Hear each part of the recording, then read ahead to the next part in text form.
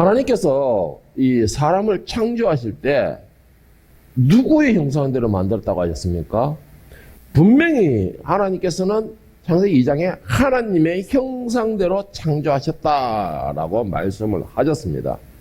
자, 그렇다면은 여기 하나님의 형상대로 창조된 사람들은 하나님의 성품을 닮아가고 하나님과의 만남의 교류가 이루어져야 정상이죠.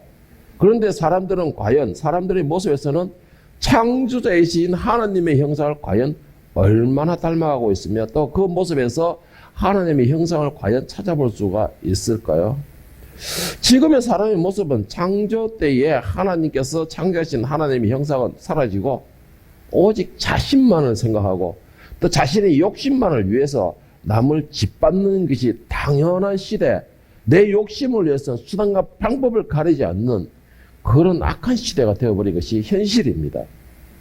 또 이 창조주의 이 창조주의 사랑과 은혜에 감사하기보다는 오히려 그 창조주의 간섭이 싫다고 하나님께서 간섭하는 그 간섭이 나는 그것이 왜 자존심 상하다고 그 하나님의 말씀을 듣지 않고 간섭을 거부하고 나아가서는 자신의 주제도 모르고 하나님을 대적하고 그 하나님과의 대립관계를 이루고 하는 그런 악한 시대가 또 현실입니다. 지금 현재. 그렇게 피조물은 죄악에 빠지고 그와 함께 이제는 자신의 본향이었던 에덴 동산, 그 낙원, 하나님이 계시는 그곳까지도 잊어버리는 정말 그런 슬픈 시대가 바로 이 오늘 현실이 된 것입니다.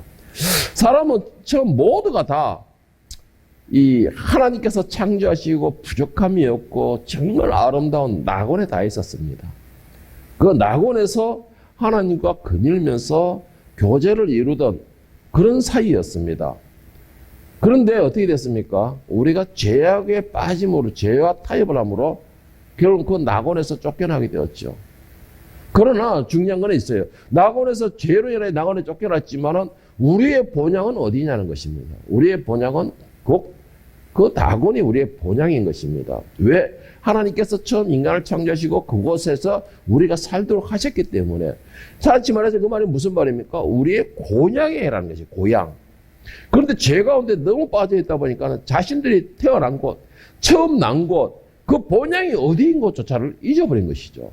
이게 참 슬픈 현실입니다.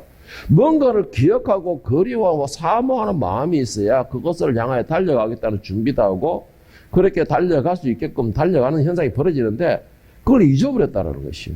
잊어버리다 보니까 이 세상이 전부인 것처럼 착각을 하는 겁니다. 여러분 수건은요, 그 때가 되면은 가을철 때가 되면은 어디에 있든 간에 자기의 태어난 본향, 그 알로 태어났던 본향을 향하여서 본능적으로 올라간답니다. 그 길이 아무리 장애물이 많고 그곳에 곰이나 사람이나 많은 자신들의 목숨을 위협하는 어마어마한 무리들이 있지만은 그 모든 위험과 모든 역경을 헤치고 자신들이 꿈에 그리던 그 본능적으로 그 본향이라는 곳을 향하여 달려간답니다. 계속 헤엄쳐가서 결국은 온몸에 상처가 나고 찢기고 그렇지만은 결국은 본향에 가서 알을 낳습니다.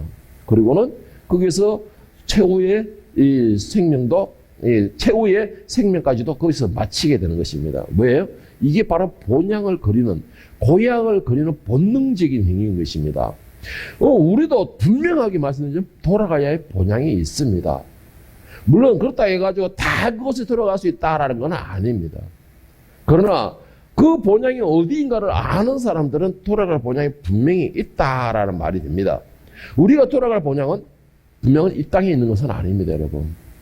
이 땅에 있는 것이 본향은 아닙니다. 그리고 또한 우리가 돌아가서 영원히 누려야 할 것, 우리가 영원하게 평안을 누려야 할 것도 이 땅에 있는 것은 아니라는 것입니다. 그런데 우리는 왜 그렇죠? 늘 이 땅이 내 본향인 것처럼 생각하고 있어요. 이 땅이 내가 있는 전부라고 생각하고 있습니다. 그래서 이 땅에 있는 것에 모든 것을 투자를 해서 이 땅에 있는 모든 것을 쏟아본 것은 이 땅에 모든 것을 자기 위해 쌓아 놓으려고 하고 있는 것입니다. 여러분, 우리는 우리를 위하여서 준비된 나의 집, 나의 고향, 지금도 나를 기다리고 있는 그 고향으로 돌아가야 됩니다. 돌아가야지만 우리가 거기에 있어서 참된 평안을 누릴 수가 있는 것입니다. 그런데 문제가 하나가 있어요. 어떤 문제냐면은 우리의 지금 이 상태에서는 결코 우리를 위해 준비해놓은 그 영원한 집, 안식처, 본향으로 돌아갈 수가 없다라는 것이 문제입니다. 왜 그럴까요? 창세기 첫째에 사람이 본향에서 왜 쫓겨났죠? 죄를 지음으로써 쫓겨났습니다. 죄를 지으면 쫓겨났어요. 그런데 문제는 거기에서 살다가 죄를 지으면서 쫓겨났기 때문에 그러면은 과연 다시 돌아가려면은 뭘 해야 됩니까? 죄 문제를 해결해야 돼요. 쫓겨난 그 이유, 그 원인을 해결해야 되는 것입니다. 그래서 우리가 지금 본향을 아무리 그리고 사모하고 그것이 나의 영원한 집이라는 걸 알지만은 돌아가려면은 지금의 모습으로 돌아갈 수가 없다라는 말입니다. 그러면은 과연 나의 본향인 그 낙원으로 돌아가려면 과연 어떻게 해야 될까? 먼저 결론적으로 낙원에 들어가려면 결론적으로 내 본향에 들어가려면 결론적으로 먼저 말하면 새 사람이 되어야지만 들어갈 수가 있다라는 것입니다. 지금의 우리 모습으로는 들어갈 수가 없습니다. 왜? 지금의 우리 모습은 어차피 죄로 인하여 쫓겨난 그런 모습들이기 때문에 그러면은 지금의 모습은 결국은 죽어야지만이 그리고 새로운 모습으로 새 사람이 되어야지만이 들어갈 수 있는 조건이 갖춰진다. 자격이 갖춰진다라는 말이 됩니다. 자, 그러면 낙원에 들어가기 위해서 또 낙원에 들어가기 위해서 새 사람을 입어야 된다고 했는데 그러면 새 사람을 입는 방법은 과연 어떤 방법일까? 오늘 새 사람을 입는 방법으로 제가 세 가지로 한번 나누어 봤습니다. 본문 말씀을 기준으로 해서 자, 첫째로는 먼저 본향을 그리며 사모하는 마음을 가져야 됩니다. 가장 기본적이죠. 가장 기본적이죠. 왜? 내가 뭔가 눈이 있고 그 눈을 바라보고 그리운 곳이 있어야지만 사모하는 마음이 생기는 것입니다. 그와 같이 아까 제가 말씀드린 것처럼 이 숭어와 같이 자신이 본능적으로 내 고향이 어디다라는 것을 알아야 되는 것이죠. 그리고 그곳에 대하여서 과거에 얘가 본향에 살았다라는 그 마음에 그것을 사모하는 마음, 그리워하는 마음, 가고 싶어하는 소망이 있어야지만 그 본향을 향해서 달려가는 것입니다. 그런데 참 아쉬운 게 뭔지 아세요?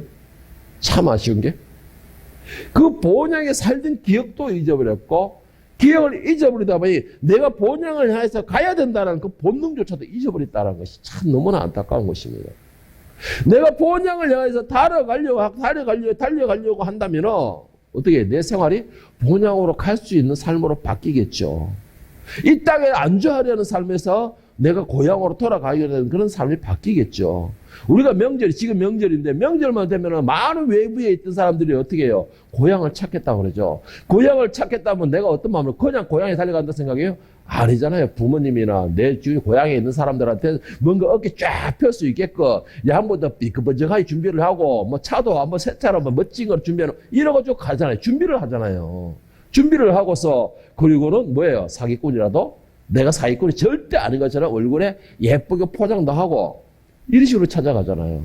이와 같이 우리가 본향을 그리면은 그 본향에 갈 수 있는 마음을 먼저 가져야 되는 것이요. 사모하는 마음을 먼저 가져야 되는 것입니다.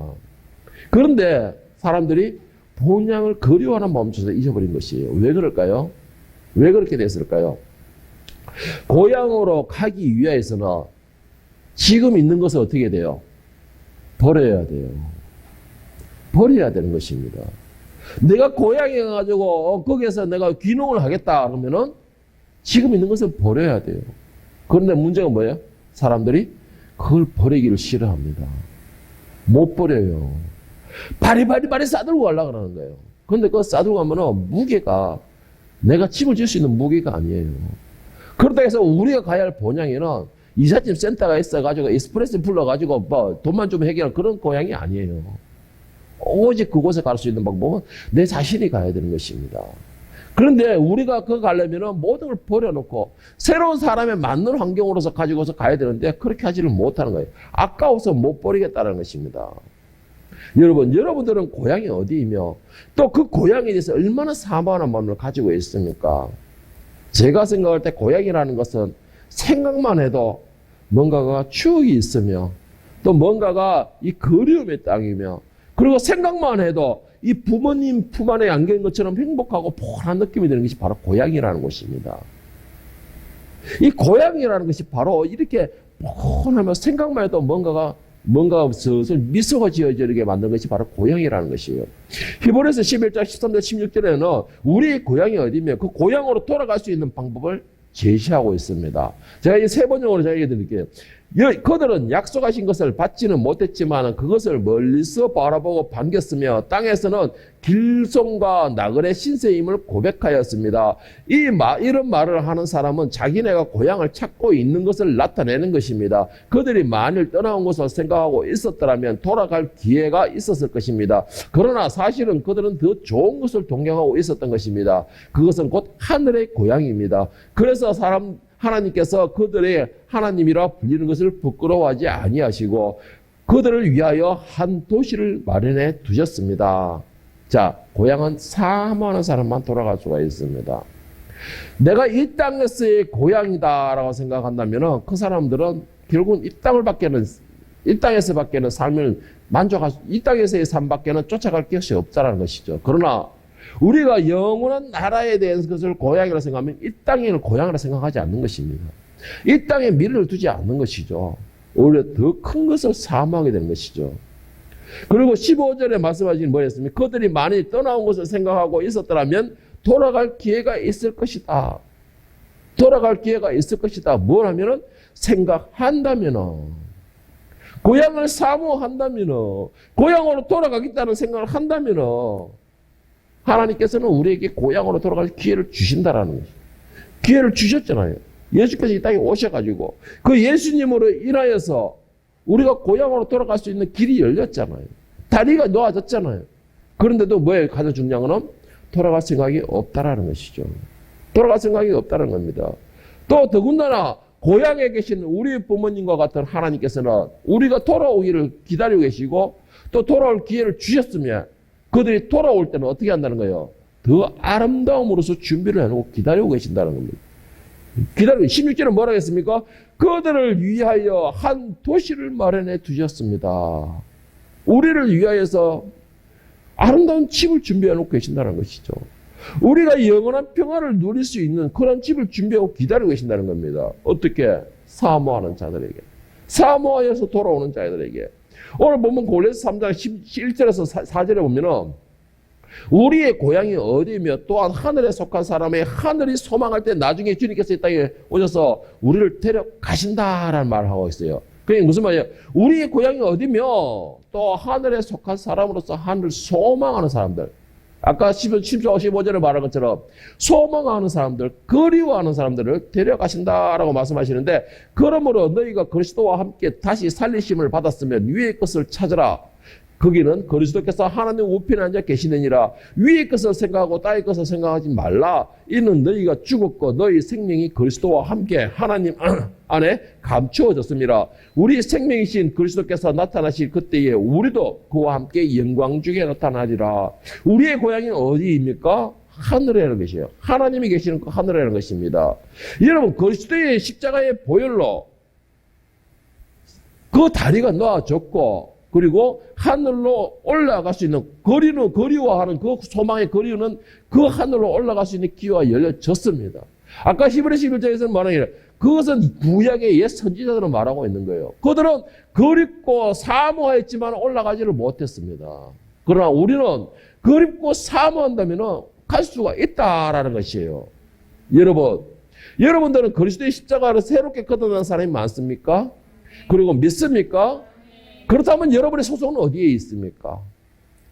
하늘에 속한 사람이면 더 이상 땅의 것으로 싸우지 마시길 바랍니다. 하늘을 소망하고 그리워하는 사람이라면 오직 그것만을 바라보고 내 주변에 있는 어리석고 부정한 어리석고 이런 보잘것 이런 것들에 대해서는 관심을 갖지 마십시오. 오직 여러분이 가질 진짜를 소망하십시오. 그게 뭐예요? 여러분이 진짜 영혼의 몸을 고향이라는 것이죠. 그 본향이라는 것입니다. 그것을 그리워하고 그 큰 것을 내가 사모한다면 이 땅에 좌절굴한 것을 신경을 안 쓰는 그게 대인이죠. 그게 진짜 왕이죠. 자, 두 번째, 그러면 새 사람을 입는 법은 뭐냐? 옛 사람을 벗어버리고 비우고 죽여야 됩니다. 여러분, 이거는 가장 기본입니다. 기본 중에. 그리고 필수적인 것입니다. 옛 사람을 벗어버려야 되고, 또 비우고 죽여야지만이 내가 새 사람을 입을 수가 있다는 거예요. 우리가 식사를 할 때 어떻게 해야 됩니까? 제일 먼저 하는 거는 깨끗한 그릇을 준비하는 것입니다. 깨끗한 그릇을 준비하는 것이에요. 혹시 그 그릇이 뭔가 담겨 있다면은 어제 우리 사원님 그 열심히 칼빗집을 만들었는데 칼빗집을 담기 위해서는 어떻게 돼요? 그 그릇을 깨끗이 씻어야 돼요. 깨끗이 씻어야 돼요. 그래야지만 거기서 우리가 원하는 맛나는 음식을 담아서 먹을 수가 있는 것입니다. 여러분, 이와 같이 내가 내 고향으로 돌아갈 수 있는 유일한 길이 예수님이라면 그 예수님을 내 마음에 모시기 위해서는 어떻게 돼요? 나를 먼저 비워야 돼요. 내 속에 있는 걸 먼저 버려야 돼요. 그리고 죄의 가운데 있던 그 모습들을 다 죽여야지만이, 그래야지만이 예수님이 이제 나에게 오시는 것이고, 그 예수님께서 고향으로 갈 수 있는 다리를 열어주시는 것입니다. 오늘 본문 골로새 3장 5절 8절에 보면 옛사람의 모습이 무엇이고, 옛사람의 모습입니다. 옛사람의 모습이 무엇이고 또 그것을 죽이고 새 사람은 입어라 라고 말을 하고 있습니다. 세 번째로 제가 읽어드리는데, 그러므로 땅에 속한 지체의 일들 곧 음행과 더러움과 정욕과 악한 욕망과 탐욕을 죽이십시오. 탐욕은 우상숭배입니다. 이런 것들 때문에 순종하지 않는 자들에게 하나님의 진노가 내립니다. 자, 요거 다시 설명해 볼게요. 땅에 있는 지체의 일들, 곧 음행과 더러움과 정욕과 악한 욕망과 탐욕, 이것은 우상숭배이고 이것 때문에 하나님의 진노가 내린다는 겁니다. 이거 너무 쉽게 생각하는 거 아닐까요? 이 땅에 있는 걸 욕심내므로서 하나님 진노가 우리에게 임한다는 것입니다. 진노라는 게 뭘까요? 결국 버림받는 거예요. 굳이 하나님께서 야 이놈 하면서 이렇게 안 하시더라도 결국 우리가 고향에 못 가면 그게 진노예요. 버림받는 거예요. 자, 7절부터 여러분도 전에 그런 것에 빠져서 살 때는 그렇게 행동하였습니다. 그러나 이제 여러분은 이 모든 것 곧 분노와 격분과 악의와 회방과 여러분의 입에서 나오는 부끄러운 말을 버리십시오. 자, 7절 말씀의 시작 어떻게 하세요? 여러분도 전에 그런 사람에 빠졌습니다. 이 말이 무슨 말이에요? 과거에 옛 사람이었을 때 이 말이 것입니다. 내가 예수님의 피로 거듭나기 전에, 예수님의 피로서 내가 새 생명을 얻기 전에, 그때에는 어떤 사람이었다는 게 엄행과 더러움과 정욕과 악한 욕망과 탐욕적인 그런 사람이었다는 것이고, 세상의 것을 쫓아가고 세상에 쌓아놓기를 원하고 그런 사람이었다는 것이에요. 이게 바로 7절에 여러분도 전에 하는 말은 그 말인 겁니다. 그런데 중요한 건 뭐예요? 전에 그런 것에 빠져 살 때는 그렇게 했습니다. 8절 말씀에 그러나 이제 여러분은 이 모든 것 그러나라는 게 뭐예요? 이제는 바뀌었다라는 것이죠. 바뀌었다라는 것입니다. 어떻게 바뀌었다는 거예요? 옛날에 과거의 분노와 더러움과 이런 것을 다 살던 것을 다 죽였다. 다 비웠다. 이 땅의 욕심을, 이 땅에 쌓아놓고 있다는 것을 다 버렸다. 이 말인 것이에요. 8절 말씀을 치다가 그러나 여러분은 그 모든 것, 곧 분노와 격분과 악의와 해방과 여러분의 입에서 나오는 모든 부끄러운 말을 버리십시오. 이게 새 사람을 입는, 옛 사람을 비워버리는, 옛 사람을 죽여버리는 가장 기본적이고 근본적이 바로 이것이라는 것입니다. 여러분, 세상의 즐거움을 쫓지 마세요. 응? 세상의 즐거움을 쫓지 마세요. 우리는 말로는 뭐라 말했어요? 이제 나는 새 사람이다. 나는 교회에 나오니까 새 사람이다. 나는 기도하니까 새 사람이다. 예배 참여해서 새 사람이다. 말로는 그렇게 하고 있죠. 그런데 실제의 모습은 뭐라고 했어요? 옛사람의 형태를 그대로 가지고 있잖아요. 옛사람의 형태를 그대로 가지고 있잖아요. 그래서 8절에 뭐라고 했습니까? 곧 분노와 격분과 악의와 해방과 입에서 나오는 부끄러운 말을 버리십시오. 참 우리가 이 생각할 때에 참 안타까운 현실 하나가 있습니다. 뭐냐면은 남을 속이고 음행하고 정욕이고 욕망이고 막 싸우고 이런 거는 죄로 알고 있는데 가장 중요한 게 뭔지 아세요? 8절 말씀에 마지막에 보세요. 여러분의 입에서 나오는 부끄러운 말을 이거에 대해서 너무 무감각해요. 너무 무감각합니다. 이 말에는, 언어에는 엄청난 힘이 있어요. 하나님께서 이스라엘 백성이 왜 멸망을 당했습니까? 그들이 막 대적하고 하나님 앞에 총칼대로 된다고 멸망당했어요? 아니에요. 민수기 14장에 뭐라 했어요? 너희 말이 내게 들린 대로 말의 힘 때문에 그들은 멸망을 당했습니다. 말 때문에. 그런데 우리는 새 사람을 입었다라고 말하면서 옛사람이 쓰던 그 언어를 그대로 사용하고 있는 거예요. 그 언어는 버리지 못하고 있는 것입니다. 정말 그렇게 하고 있어요. 나는 그런 걸 보고서 정말 왜 이게 습관인 거예요. 습관.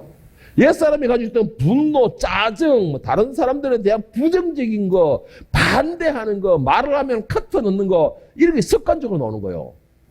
이런 것이.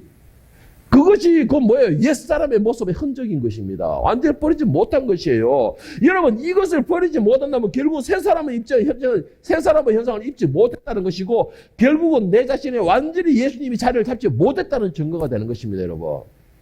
이건 정말로 심각하고 중요하면서도 무서워해야 될 말이 바로 이 말이에요. 너무나 우리가 쉽게 생각해버려요. 생활에서 나온 습관. 이거 완전 바뀌어버려야 돼요. 제가 이 말씀을 준비하면서 어제 새벽에 딱 말씀을 준비하면서 딱 이래 창밖을 바라보고 있는데 이 생각이 딱 드는 거예요.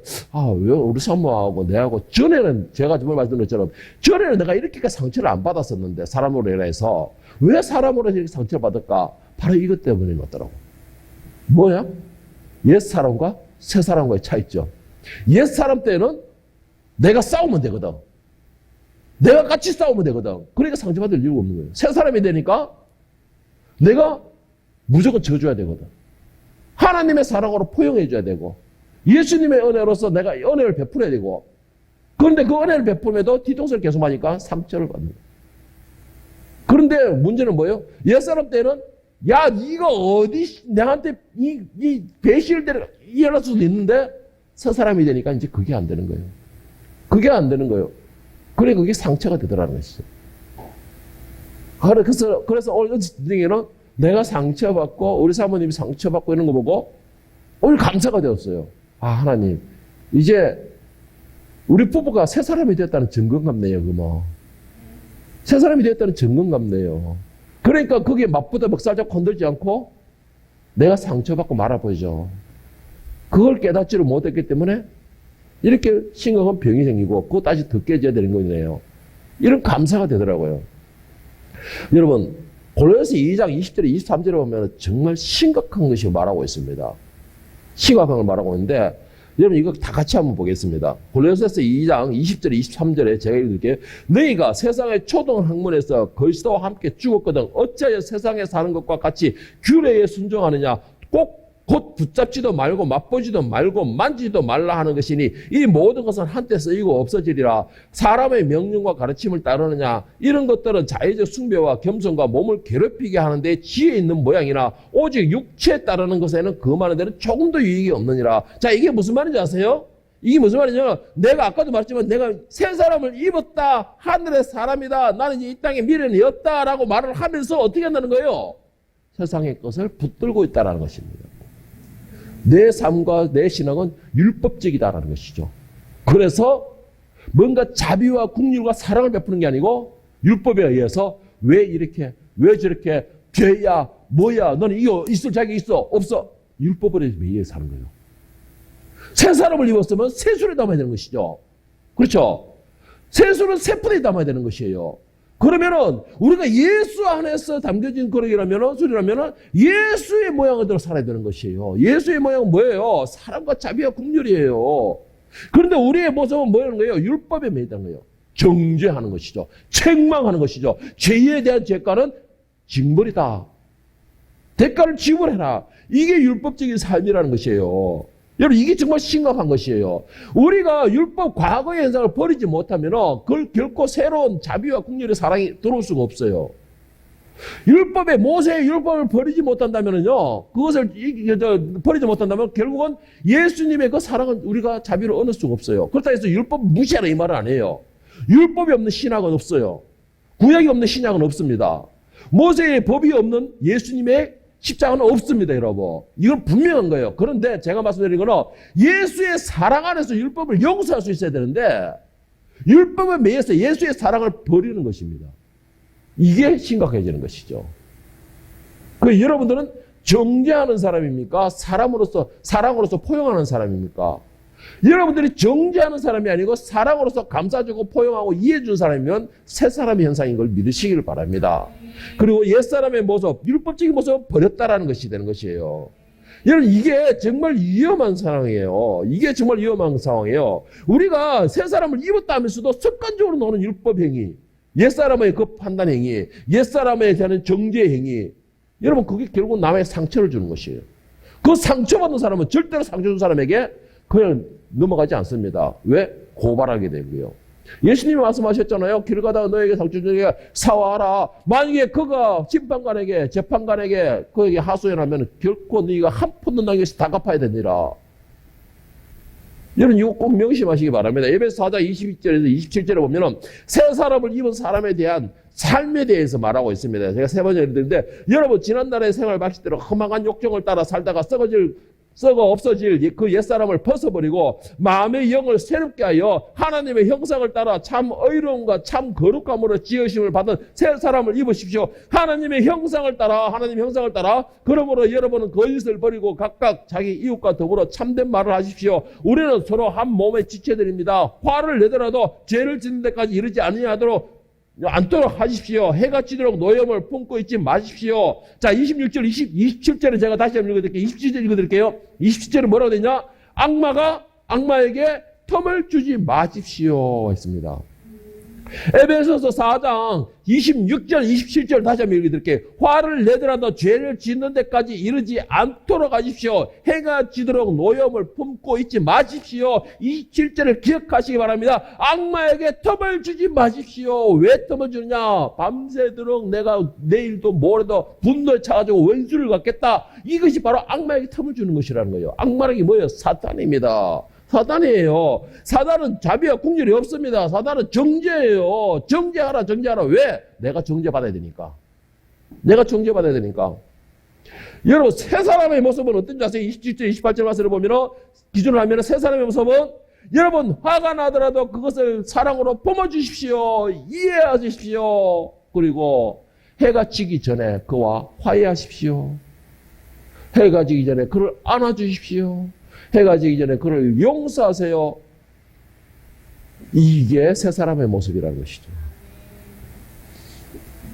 여러분, 27절의 말씀을 꼭 명심하십시오.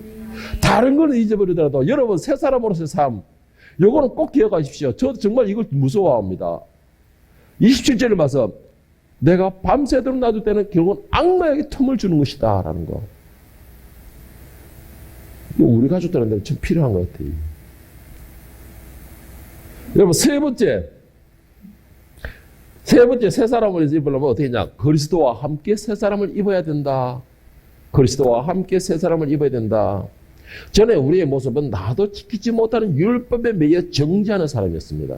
그게 옛사람의 모습이에요. 율법으로는 죄인이야. 용서받을 수 없어. 그런데 이제는 그리스도께서 이 땅에 오시고 그 십자가의 피로 인해서 우리는 옛사람은 죽어버리고 새 사람은 거듭난 사람이에요.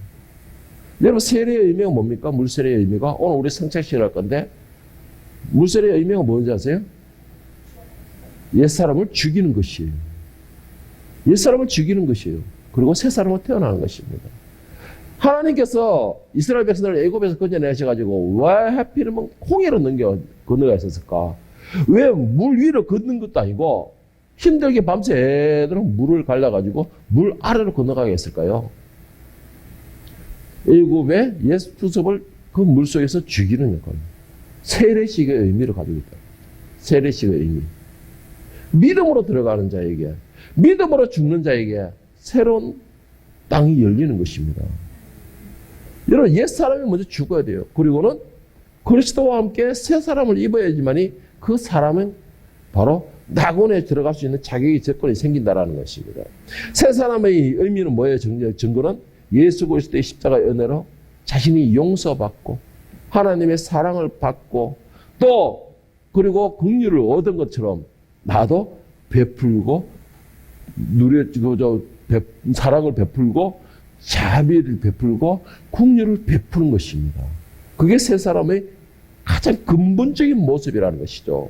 오늘 본문에서 9절에 11절에 보면 너희가 서로 거짓말을 하지 말라. 옛사람과 그 행위를 벗어버리고 새 사람을 입었으니 이는 자기를 창조하신 이의 형상을 따라 지식에까지 새롭게 하심을 입은 자니라. 거기에는 헬라인이나 유대인이나 할레파나 무할레파나 야만이나 스고디아인이나 종이나 자유인이나 차별이 있을 수 없나니 오직 그리스도는 만유시여 만유 안에 계시느니라. 모든 자에게 여러분 사랑과 자비와 긍휼을 베푸시길 바랍니다. 베푸시고 용서를 베푸시길 바랍니다. 옛사람은 아무리 선하다 해서 옛사람의 모습으로는 아무리 이렇게 살았다 했다 하더라도 그 사람은 낙원에 들어갈 수가 없어요. 낙원에 들어갈 수 없습니다. 옛사람의 모습으로는. 오직 하나님의 자비와 은혜를 입은 대상이 되지 못하면 예수 그리스도의 피로서 거듭난 사람이 되지 못한다면 그 사람은 절대로 낙원에 들어갈 수가 없다는 것이죠. 그게 무슨 말이에요? 바로 예수님의 다시 부활하신 분은 부활하신 것처럼 우리도 과거의 것은 죽이고 다시 하늘의 사람이 맞는 형상으로 다시 거듭나는 것이에요. 우리가 예수님께서 우리의 십자가의 죽으심으로 인해서 우리에게는 새 사람을 입을 수 있는 새로운 형상을 입을 수 있는 그러한 은혜를 입게 된 것입니다. 고린도후서 5장 17절 18절에 보면은 누구든지 그리스도 안에 있으면 새로운 피조물이라 이전 것은 지나갔으니 보라 새 것이 되었도다. 모든 것이 하나님께로 났으며 그가 그리스도로 말미암아 우리를 자기와 화목하게 하시고 또 우리에게 화목하게 하는 직분을 주셨으니 그리스도 안에 있는 자만이 새로운 사람, 새 사람이 되는 것이죠. 그리스도의 피를 믿는 자고 의지하는 자만이 그 앞에서 자복하는 자만이 새 사람의 자격을 입을 수가 있는 것입니다. 그 새 사람의 자격을 입은 사람, 그 새 사람이 된 사람은 새로운 직분이 주어진다는 겁니다. 무엇이에요? 하나님의 자녀로서의 직분이 주어지는 것입니다. 우리는 아무리 의롭게 착하게 산다, 법 없이도 살 사람이다 해서 그 사람은 의인이 되는 건 아니에요. 하나님 앞에 의인이 되는 건 아닙니다. 하나님 앞에 의인이 되는 조건은 오직 한 가지입니다. 그리스도의 피로서 씻음받은 자. 씻음받은 자. 그리스도의 피로서 씻음받았다 해서 그렇다해서 무조건 착하다, 의인이다 이렇게 되는 게 아니에요. 착해서 의인이 되는 게 아니에요. 그리스도의 피로 인하여서 하나님께서 그 피를 보면서 의인이라 칭해 주는 것이죠. 이게 뭐예요? 이게 칭이라는 것이죠. 착하고 그러다 해서 내가 의인이 의롭게 산다고 해가지고 의인이 되는 게 아니에요. 예수님의 피 때문에 의인이라 칭해 주는 것입니다. 이게 새 사람에게 주어지는 특혜라는 것이죠. 특혜라는 것이에요. 그러니까 새 사람에게 주어지려면 가장 기본적인 게 뭐예요? 예수의 피로서 거듭난 역사가 일어나야 되는 것입니다. 예수의 피로서 거듭난 역사가 일어나야 돼요. 그리고는 내 속에 모든 이 땅에 있던 것, 제조하는 모든 걸 다 버리고 죽이고 하고 하는데 그 다음부터는 예수님의 사랑과 예수님의 성품이 내 안에 들어와 채워지는 거예요. 그것이 새 사람이 되는 겁니다. 그러면 새 사람이 되었으면 어떻게 될까? 예수님의 성품을 닮았으면 어떻게 될까? 하나님의 자비와 은혜를 입었으면 어떻게 변하는가? 새 사람으로서 자비를 베풀고 겸손하며 온유하며 오래 참으며 피차 서로 용서하기를 그리스도께서 나에게 나를 용서하신 것처럼 내가 그리스도 앞에 용서받은 자처럼 용서하는 것이고 그리고 내가 하나님의 사랑을 입은 것처럼 사랑하는 것이고 그 모든 것이 뭐예요? 하나님의 성품을 닮아가는 것이죠. 예수 그리스도의 성품을 닮아가는 것이죠. 하늘에 계신 너희 아버지가 온전하신 같이 땅에 너희도 온전하라. 이거 닮아가는 것입니다. 이런 닮아가는 삶이 새 사람이 되는 것이에요. 왜 내 속에 계신 성령께서 하시는 역할은 뭐냐? 오직 내가 예수 그리스도의 삶을 살게 하는 것이에요. 그리고 하나님의 자녀로서의 자격을 누리게 하는 것이 바로 성령님이 하는 역할인 것입니다. 이렇게 새 사람을 입어서 당연히 하나님의 온전하신 것 같이 우리도 온전해질 수밖에 없겠죠. 내가 쉴 때도 내가 하는 말과 행동에서는 예수의 형상이 나올 수밖에 없겠죠. 오늘 보면서 7절 8절 말씀 다시 한번 볼게요. 여러분도 전에 그런 것에 빠져서 살 때는 그렇게 행동하였습니다. 옛사람의 모습은 죄악과 시기와 질투와 분노와 짜증과 정죄 이게 그런 삶을 살았다는 거예요. 전에는. 그러나 이제 여러분은 그 모든 것, 곧 분노와 격분과 악의와 해방과 여러분의 입에서 나오는 부끄러운 말을 버리십시오. 여러분, 제가 말씀드리겠습니다. 여러분, 새 사람을 입었다면 가장 먼저 기본적으로 언어를 바꾸시기를 축복합니다. 언어를 바꾸시기를 축복합니다. 언어를 바꾸시기를 노력하시기를 바랍니다. 그리고 여러분의 생각에 사랑과 용서와 자비를 가득 채우시길 바랍니다. 여러분들이 그런 걸 가득 채우고 언어가 바뀔 때에 여러분들은 말하지 않아도, 강조하지 않아도, 막 이 행동으로만 쇼를 하지 않아도 모두가 다 여러분은 새 사람이라는 걸 인정해 준다는 것이죠. 가장 중요한 것, 하나님께서 여러분을 먼저 새 사람으로 인정해 주시는 것입니다. 그럴 때에 하나님께서 아까 말한 것처럼 우리를 위하여서 나오는 사망하는 자, 고향을 사망하는 자를 위해서 만들어놓은 그 도시에 입성할 수 있고, 그곳에서 내가 내 집에 들어가서 평안을 누릴 수 있는 자격이 주어진다는 것입니다. 여러분, 옛사람은 죽고 그리스도의 피로 거듭난 새 사람이 맞습니까? 그렇다면 이제 세상에서 이 멸망의 사람으로 살던 그 모든 습관을 버리시고 새 생명으로 거듭난 새 사람의 습관을 가져서 하나님의 형상을 닮아가고 하나님이 온전하신 같이 여러분들 이 땅에서 온전한 삶을 살 수 있는 정말 그러한 새 사람이 될 수 있기를 예수님의 이름으로 간절히 축원합니다.